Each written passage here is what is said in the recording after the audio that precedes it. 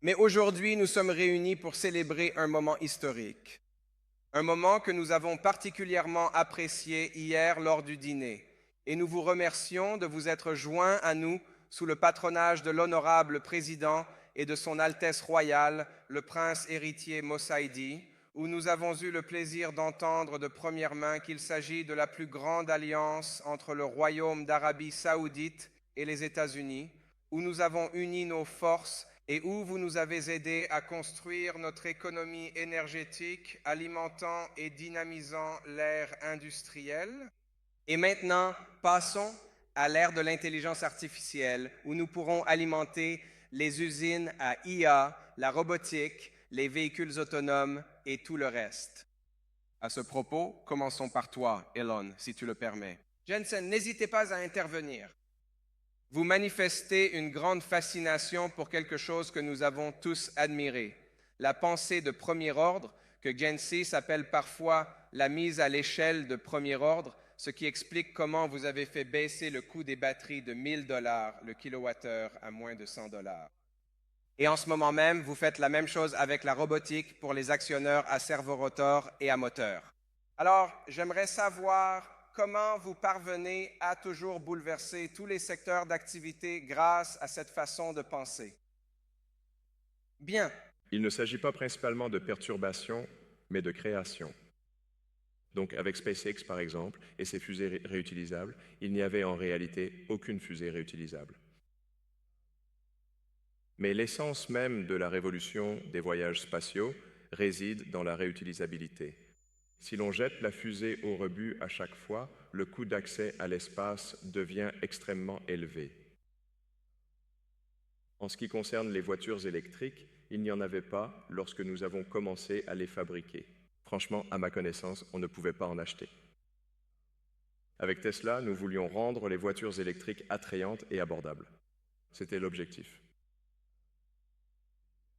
En ce qui concerne la robotique humanoïde, il n'existe actuellement aucun robot humanoïde fonctionnel. Il existe bien quelques gadgets, mais aucun robot humanoïde réellement utile. Et je pense que Tesla va fabriquer les premiers robots humanoïdes réellement utiles. Et ce sera une véritable révolution, et je pense que tout le monde la voudra, car je me demande toujours qui ne voudrait pas avoir son propre C3PO personnel. R2D2. Oh, Ouais. bien sûr, tout le monde en voudrait un, n'est-ce pas? Et il y aurait alors de nombreux acteurs du secteur industriel fournissant des produits et des services. C'est pourquoi j'affirme que les robots humanoïdes deviendront le secteur le plus important, voire le produit le plus vendu de tous les temps, plus important encore que les téléphones portables ou toute autre chose, car tout le monde en voudra un, voire plusieurs. Et il y en aura beaucoup dans l'industrie. Je veux juste R2D2 dans le corps de C3PO. Oui, là, Tu vas? enfin, je veux dire, un robot humanoïde serait mieux que R2D2 et C3VO réunis. Ouais? x10. Ouais. Alors, et vous savez, les gens parlent souvent d'éliminer la pauvreté et ce genre de choses, mais en réalité, depuis combien de temps parle-t-il de ça? On en parle beaucoup, on voit beaucoup d'ONG qui essaient plus ou moins de faire ces choses, mais sans vraiment y parvenir. Et les preuves parlent d'elles-mêmes. Mais l'IA et les robots humanoïdes permettront en réalité d'éliminer la pauvreté. Et Tesla ne sera pas la seule à les fabriquer. Je pense que Tesla sera pionnière dans ce domaine, mais de nombreuses autres entreprises fabriqueront des robots humanoïdes. Mais il n'existe fondamentalement qu'un seul moyen de rendre tout le monde riche, l'IA et la robotique. Et On ne peut pas parler de robotique sans parler d'usine d'IA. Hier fut un jour historique pour nos deux nations, mais aussi pour nous tous, où nous célébrons le partenariat stratégique en matière d'IA avec les États-Unis, signé en présence du président et de son Altesse royale, qui stipule que nous engageons nos capitaux, notre énergie et nos terres pour dynamiser l'écosystème américain de l'IA afin de construire des nœuds d'inférence et d'entraînement et de devenir la nation la plus avancée en matière d'IA. Suite à cette annonce, dites-moi quelles sont les prochaines étapes concernant les usines d'IA. Jensen? Il y a une histoire sur la façon dont l'Arabie saoudite, qui construisait des raffineries avec l'IA, construit maintenant des usines de transformation de pétrole par l'IA. J'adore ça. Vous savez, j'ai dit que l'IA est une infrastructure, et la raison en est que nous comprenons l'IA du point de vue de la technologie et de la façon dont elle révolutionne tous les secteurs d'activité. L'intelligence numérique a bien sûr des applications dans tous les domaines et sera donc utilisée par toutes les entreprises, tous les secteurs d'activité, tous les pays. En ce sens, il est fondamental et fait donc partie de l'infrastructure. Ce qui est nouveau avec l'IA du point de vue de l'informatique, c'est que l'informatique était autrefois largement basée sur la récupération de données. Quelqu'un a saisi une histoire, créé une œuvre d'art ou conçu 4 versions d'une publicité numérique, ou bien tout est préconstruit par quelqu'un qui utilise ensuite un système pour récupérer la version appropriée pour vous. Il s'agit d'un modèle informatique basé sur la récupération. Hadoop, ainsi que de nombreux frameworks et systèmes d'exploitation du passé, sont tous conçus pour vous fournir les informations appropriées. Mais aujourd'hui, les logiciels seront générés en temps réel. Il est génératif en fonction du contexte, des circonstances, de qui vous êtes, du problème que vous avez posé, de votre demande. Il générera un contenu unique pour vous à chaque fois. Pour tout le monde, c'est unique. Quand vous utilisez Grok, chaque utilisation est différente. Juste sur cette base. N'est-ce pas? En fonction de l'invite que vous lui avez donné et des circonstances. Et donc avant, c'était basé sur la récupération. Aujourd'hui, c'est génératif. Et si c'est génératif et que c'est différent à chaque fois, alors il faut des usines d'IA partout dans le monde pour générer le contenu en temps réel. C'est la raison pour laquelle il faut des usines d'IA. Et c'est une façon unique de faire du calcul, mais l'avantage, bien sûr, c'est que tout n'est pas préconçu et prédocumenté, et c'est contextuellement sensé et donc intelligent. Donc, les usines d'IA et la robotique, et nous l'avons entendu hier de la part de Son Altesse Royale, sa vision sur la manière d'augmenter notre main-d'œuvre avec environ des dizaines de millions de robots pour pouvoir insuffler la prochaine vague de productivité et de progrès. Mais cela effraie beaucoup de gens ici quand il s'agit de l'avenir des emplois. Alors écoutons vos réflexions, Elon et Jensen, à ce sujet. Bien sûr. Eh bien, si vous dites à long terme, où les choses vont-elles aboutir? À long terme, je ne sais pas ce que c'est, peut-être 10, 20 ans, quelque chose comme ça. Pour moi, c'est du long terme. Ma prédiction est que le travail sera optionnel. Optionnel. Optionnel. Donc, On prend. oui. Je veux dire, ce sera comme faire du sport ou jouer à un jeu vidéo ou quelque chose comme ça. Si vous voulez travailler, vous savez, de la même manière que vous pouvez aller au magasin et simplement acheter des légumes, ou vous pourriez cultiver des légumes dans votre jardin. C'est beaucoup plus difficile de cultiver des légumes dans son jardin, mais certaines personnes le font quand même parce qu'elles aiment cultiver des légumes. Voilà à quoi ressemblera le travail optionnel. Et d'ici là, il y a en fait beaucoup de travail pour en arriver là. Et je recommande toujours aux gens de lire les livres du cycle de la culture d'Ian Banks pour avoir une idée de ce à quoi ressemble un avenir probable et positif de l'IA. Et ce qui est intéressant, c'est que dans ces livres, l'argent n'existe plus, il n'existe pas. C'est assez intéressant. Et je suppose que si l'on se projette assez loin en supposant une amélioration continue de l'IA et de la robotique, ce qui semble probable, l'argent cessera d'être pertinent à un moment donné dans le futur. Maintenant, il y aura toujours des contraintes sur l'énergie, comme l'électricité et la masse. Les éléments fondamentaux de la physique seront toujours des contraintes. Mais je pense qu'à un moment donné, la monnaie devient sans importance. Jensen, des idées?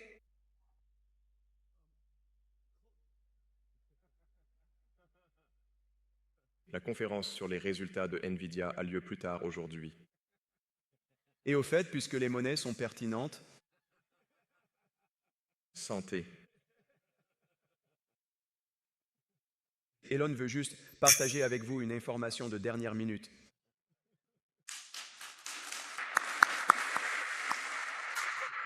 Nous deux aimerions partager une information de dernière minute. Voyons voir. Je dirais qu'il y a différents horizons que l'on peut envisager. Les emplois de tout le monde seront différents. Ça, je pense que c'est certain. La façon dont les étudiants apprennent sera différente. La façon dont les gens travaillent sera différente, évidemment, car beaucoup de tâches que nous faisons, qu'elles soient banales, pénibles ou très difficiles, seront accomplies très simplement. Et donc, nous serons plus productifs de ce point de vue. Une chose que je dirais, c'est que pour la plupart des gens ou des entreprises, si votre vie devient plus productive et si les tâches que vous accomplissiez avec grande difficulté deviennent plus simples, il est très probable que, comme vous avez tant d'idées, vous aurez plus de temps pour les concrétiser. Je suppose qu'Elon sera plus occupé grâce à l'IA, je serai plus occupé grâce à l'IA. Et la raison, c'est que nous avons tant d'idées à explorer, tant de projets en attente dans notre entreprise que nous pourrons enfin lancer. Si nous étions plus productifs, nous pourrions y arriver plus vite. Donc, à court terme, je dirais que tout porte à croire que nous serons plus productifs et pourtant toujours plus occupés, car nous avons tant d'idées. Une chose que je dirais, pour vous donner un exemple, c'est que, et j'en parlais justement à Elon tout à l'heure, la radiologie, par exemple, a été en grande partie convertie en radiologie assistée par l'IA, et de très bonnes entreprises le font. Et ce qui est surprenant, c'est que la prédiction selon laquelle tous les radiologues seraient les premiers emplois à disparaître s'est avérée être exactement le contraire. La tendance montre que plus de radiologues sont embauchés maintenant grâce à l'IA. Et la raison, si l'on prend du recul, c'est que le but d'un radiologue n'est pas d'étudier les images. Le but d'un radiologue est de diagnostiquer une maladie. Maintenant, l'étude des images est devenue si productive qu'ils peuvent étudier plus d'images, étudier plus de modalités, passer plus de temps avec les patients. Et par conséquent, ils acceptaient en fait plus de patients. On fait plus de radiologie dans le monde entier. On fait un meilleur travail pour diagnostiquer les maladies. Et donc, c'est un peu, en quelque sorte, le résultat immédiat à court terme de l'IA et de la productivité. Et on verra ce qui se passera à long terme. Vous savez, quand la monnaie n'aura plus d'importance, juste, vous savez, prévenez-moi juste avant. Tu le verras venir. Tu le verras venir à un moment donné. On s'envoie souvent des textos, alors juste... Oui. Oui, envoie-le par SMS. Oui, tenez-moi au courant. Je suis plutôt d'accord avec vous deux, car si l'on considère chaque tendance technologique, chaque technologie à usage général a été globalement positive pour le monde, pour l'humanité, etc. Et permettez-moi de vous faire part de deux choses. Excellence, je pense que c'est précisément la raison pour laquelle il en est ainsi. Toutes les excellentes idées d'innovateurs comme Elon Musk, vous en avez tellement de bonnes. Et Jensen aussi. Ouais, eh bien merci. Donc, permettez-moi de partager avec vous deux histoires de deux innovateurs saoudiens en collaboration avec NVIDIA et Grok qui réalisent un travail remarquable. L'un d'eux est le professeur Omar Yaghi. Très bien, répétons cela, professeur Omar Yaghi. Il faudra peut-être déplacer le micro. Ici. Allez, on va partager celui-ci. Approchez-vous. Essayons encore une fois. L'un d'eux est le professeur Omar Yaghi, le premier Américain d'origine saoudienne à avoir remporté un prix Nobel pour ses travaux en chimie. Et pour ce faire, il a utilisé des accélérateurs d'IA et des modèles comme GROC afin de créer une nouvelle chimie en matière de structures métalliques et organiques, c'est-à-dire des ions métalliques chargés positivement avec des liaisons organiques pour pouvoir créer efficacement une éponge ponctuelle avec des pores de 0,33 nanomètres afin de capturer l'eau de l'air et également le dioxyde de carbone. La deuxième histoire concerne également l'IA accélérée par NVIDIA et des modèles comme Grok ou Nanopalm qui créent en fait un nanorobot de 500 nanomètres sur 1000 nanomètres capable de modifier les gènes et d'exploiter la technologie CRISPR pour éradiquer la drépanocytose. Dans les deux cas, les recherches ont débuté il y a 20 ans, mais l'IA a permis d'accélérer considérablement les résultats et les productions, nous ouvrant ainsi la voie à de nouvelles sources de valeur. Je pense donc qu'avec chaque évolution technologique, l'humanité parviendra toujours à se tourner vers de nouveaux gisements de valeur en matière de main-d'œuvre et de productivité. Mais nous avons d'excellentes annonces à vous faire aujourd'hui. Commençons par toi, Elon. Ce que nous faisons avec Zai.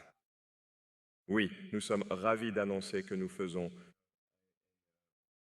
500 mégawatts. Oui, 500, désolé, 500. Merci beaucoup de votre compréhension. Mégawatts. 500 mégawatts, ouais. Nous en faisons 500. Mégawatts. Désolé. Ce. Oui, oui, une de 500 gigawatts. Je vais devoir attendre. Cela représente donc 8 milliards de dollars. Arrêtez ça.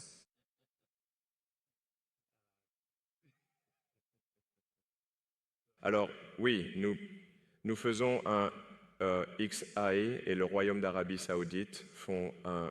Human 500 MW en commençant par 50 MW pour la phase 1. Et nous le faisons avec NVIDIA. Félicitations à l'équipe de Human, à Tariq et son équipe. Un travail fantastique. Jensen, je crois que nous faisons aussi de grandes annonces cette semaine. Ah oui? Eh bien, nous annonçons toutes sortes de choses. Notre partenariat avec Human se déroule incroyablement bien.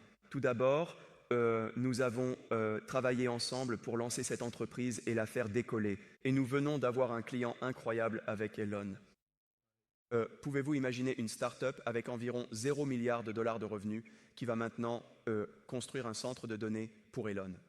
500 mégawatts, c'est gigantesque. Cette entreprise explose d'emblée. En plus de cela, nous travaillons. AWS, comme vous le savez, arrive aussi. Félicitations à l'équipe de Human avec AWS en commençant par 100 MW avec une ambition d'1 gigawatt et ce n'est pas fini. Donc AWS arrive aussi chez Human. Nous travaillons avec Human sur Omniverse, les jumeaux numériques. Comme vous le savez, l'IA n'est pas seulement l'IA agentique et les chatbots et l'IA cognitive sont incroyablement importants pour le monde. Mais l'IA s'applique à tout, aux produits chimiques, aux protéines, aux gènes, à la physique, à la dynamique des fluides, aux particules et bien sûr à la robotique et à l'activation. Et nous avons créé ce monde appelé Omniverse où les robots peuvent apprendre à être de bons robots. Et il est basé sur la physique. Il obéit aux lois de la physique. Donc les robots peuvent apprendre dans ces environnements. Et nous travaillons avec Human pour appliquer Omniverse à toutes sortes d'usines numériques, de robotique, d'entrepôts et de choses comme ça. Donc ça, c'est une autre chose. Nous travaillons aussi en Arabie Saoudite pour construire des supercalculateurs afin de simuler des ordinateurs quantiques. En effet. Et utiliser nos ordinateurs pour être le contrôleur et la correction d'erreurs quantiques nécessite une quantité énorme de calculs. Et donc, nous faisons aussi beaucoup de bon travail là-bas. Donc, un grand partenariat avec Human, ils explosent, ils ont décollé et explosent en même temps. Ainsi, nous passons de la parole aux actes en Arabie Saoudite avec les États-Unis. Hier, le président et son Altesse royale ont annoncé le cadre stratégique et le partenariat en IA. Aujourd'hui, nous voyons grand avec Elon et Jensen. Alors, merci pour ces opportunités.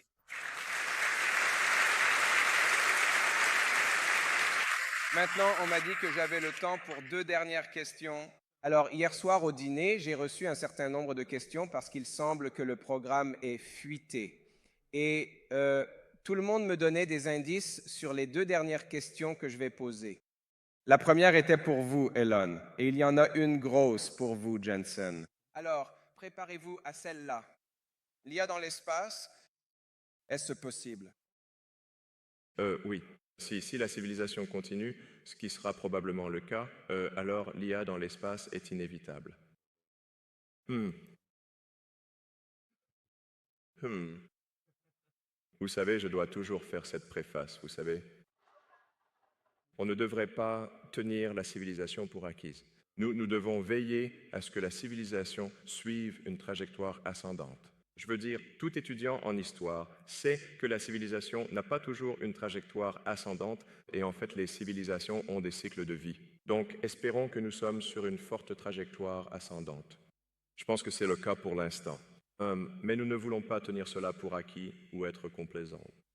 Mais la façon de penser à l'IA dans l'espace, c'est que pour atteindre un pourcentage significatif d'une civilisation de type 2 sur l'échelle de Kardashev, où vous utilisez ne serait-ce qu'un millionième de l'énergie du Soleil, vous devez avoir des satellites d'IA alimentés par l'énergie solaire dans l'espace lointain. Donc, une fois que vous pensez en termes de civilisation de type 2 sur l'échelle de Kardashev, c'est-à-dire quel pourcentage de l'énergie du Soleil vous transformez en travail utile, alors il devient évident que l'espace est ce qui compte de manière écrasante. Le Soleil ne reçoit qu'environ un 2 milliardième de... La Terre ne reçoit qu'environ un 2 milliardième de l'énergie du Soleil. Donc si vous voulez avoir quelque chose qui représente, disons, 1 million de fois plus d'énergie que ce que la Terre pourrait produire, vous devez aller dans l'espace. Et donc, c'est là que c'est pratique d'avoir une entreprise spatiale, je suppose. Je prêche pour ma paroisse, comme on dit. Refroidir les puces dans l'espace. Oui, Plus facile de refroidir les puces dans l'espace. oui. Oui, il n'y a absolument pas d'eau dans l'espace, donc il va falloir trouver une solution sans eau. Laisser refroidir, Eh bien, il faut juste rayonner. c'est ça. Donc, mon estimation est qu'en fait, le coût de l'électricité, la rentabilité de l'IA dans l'espace sera largement meilleure que l'IA au sol.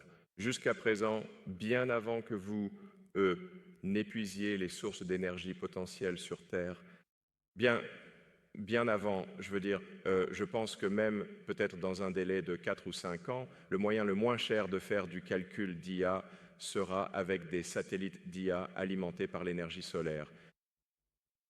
Donc je dirais pas plus de 5 ans à partir de maintenant. Waouh! Et regardez les supercalculateurs que nous construisons ensemble. Disons que chaque baie pèse 2 tonnes.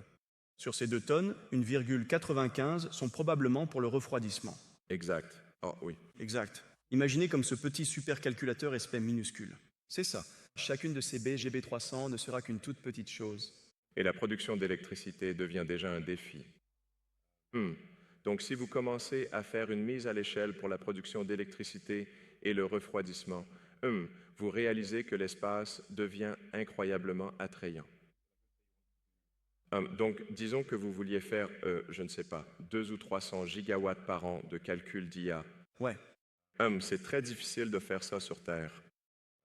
La consommation moyenne d'électricité aux États-Unis, la dernière fois que j'ai vérifié, était d'environ 460 gigawatts par an. Donc, quelque chose comme, disons, si vous faites 300 gigawatts par an, ce serait comme 2/3 de la production d'électricité américaine annuelle. Ouais. Il n'y a aucun moyen de construire des centrales électriques à ce niveau. Et puis, si vous montez à, disons, 1 terawatt par an, impossible. Vous devez faire ça dans l'espace. Il n'y a tout simplement pas moyen de faire 1 terawatt par an sur Terre. Et dans l'espace, vous avez du solaire en continu. Vous n'avez en fait pas besoin de batterie parce qu'il fait toujours soleil dans l'espace. C'est ça, exactement. Et les panneaux solaires deviennent en fait moins chers parce que vous n'avez pas besoin de verre ou de cadre. Et le refroidissement est simplement radiatif. Donc c'est pourquoi je pense... C'est le rêve. Oui. C'est le rêve. Alors Jensen, hier soir, tout le monde me demandait, et je sais que c'est l'annonce de vos résultats aujourd'hui. Je vais donc le dire avec délicatesse. Tout le monde m'a demandé de vous poser la question, allons-nous avoir une bulle de l'IA? C'est la dernière question. Bon, non. D'accord, laissez-moi vous dire ce que nous voyons. D'accord? Donc, je pense qu'il est très important de regarder ce qui se passe dans le monde et de revenir aux principes fondamentaux de ce qui se passe en informatique et dans le calcul. Il y a 3 choses qui se produisent. La première, c'est que nous savons tous que la loi de Moore est arrivée à son terme et la capacité, la demande de calcul par rapport à la quantité de calcul que nous pouvons obtenir de l'informatique généraliste est un vrai défi. Le monde s'oriente donc vers le calcul accéléré depuis un certain temps. Nous promouvons cette idée depuis plus de 20 ans maintenant. Laissez-moi vous dire une statistique. Je viens de participer à la conférence Supercomputing. Il y a 6 ans, les CPU représentaient 90% des supercalculateurs du monde, du top 500 des supercalculateurs, il y a 6 ans. Cette année, moins de 15%. On est passé de 90% à 10%, et pendant ce temps, le calcul accéléré a fait le chemin inverse, de 10% à maintenant 90%. D'accord, donc vous voyez ce point d'inflexion, la transition dans le calcul haute performance de l'informatique généraliste au calcul accéléré. Eh bien, l'une des choses les plus gourmandes en données, l'une des tâches de calcul les plus intensives que le monde effectue dans le cloud, c'est le traitement des données. Plusieurs centaines de milliards de dollars de calcul sont consacrés au traitement des données brutes. Ça n'a rien à voir avec l'IA. Juste du traitement SQL des trames de données, vous savez, les noms de tout le monde, leur adresse, leur sexe, leur âge, où ils vivent, vous savez combien d'argent ils gagnent. Tout ça se retrouve dans une trame de données. Et cette trame de données les fait tourner le monde aujourd'hui, que ce soit dans la banque ou, vous savez, les cartes de crédit ou bien sûr le e-commerce. Et tout, de la recommandation de publicité, tout est piloté par cette trame de données. Cette trame de données coûte des centaines de milliards de dollars à calculer. Donc c'est la première chose, la fin de la loi de Moore. La deuxième chose, c'est l'IA générative. Parce que l'application la plus importante des 15 dernières années s'appelle RecSys, les systèmes de recommandation. Comment savoir quelle information nous recommander dans un flux social? Comment savoir quelle publicité recommander à quelqu'un, quel livre recommander, quel film recommander? Le monde, l'Internet est si gigantesque que sans un système de recommandation, un tout petit comme nous n'aurait aucune chance de voir la bonne information. Ce RecSys est le moteur de l'Internet aujourd'hui, ça passe à l'IA générative. Ça tournait sur des CPU, maintenant ça tourne sur des GPU, ce qui amène à la troisième chose. Si vous regardez juste ces deux applications, de nombreuses entreprises de l'Internet peuvent construire un nombre énorme de supercalculateurs GPU juste en faisant ça. Bien sûr, ça crée ensuite cette troisième opportunité par-dessus qui est l'IA agentique. C'est Grok, c'est OpenAI, c'est Anthropic, vous savez, c'est Gemini. L'IA agentique se superpose à ça. Mais n'oubliez pas, vous savez, de penser à ce qui se passe au-dessus, en dessous de ce que tout le monde voit comme l'IA aujourd'hui. Il y a tout un mouvement de l'informatique qui passe de l'informatique généraliste au calcul accéléré. Et ça, si vous prenez ça en considération, vous arriverez à la conclusion qu'en fait, ce qui reste pour alimenter cette IA agentique révolutionnaire est non seulement substantiellement moins que ce que vous pensiez, et tout est justifié. Eh bien, l'équipe vient de m'informer que mon patron et vos patrons vont parler ensuite, l'honorable président et son Altesse royale, le prince héritier. Et nous manquons donc de temps. Mais en substance, c'est une alliance de 92, passée de l'énergie au numérique, à l'ère de l'intelligence, menée par des pionniers comme Elon et Jensen, pour servir l'humanité et créer de nouvelles économies, de nouveaux emplois et un avenir meilleur sur une base entièrement nouvelle. Grâce au Royaume d'Arabie saoudite et aux États-Unis d'Amérique, merci pour ce partenariat exceptionnel et cette amitié précieuse de toute une vie. Merci infiniment, Elon. Merci, Jensen. Merci, Jensen. Merci. Okay.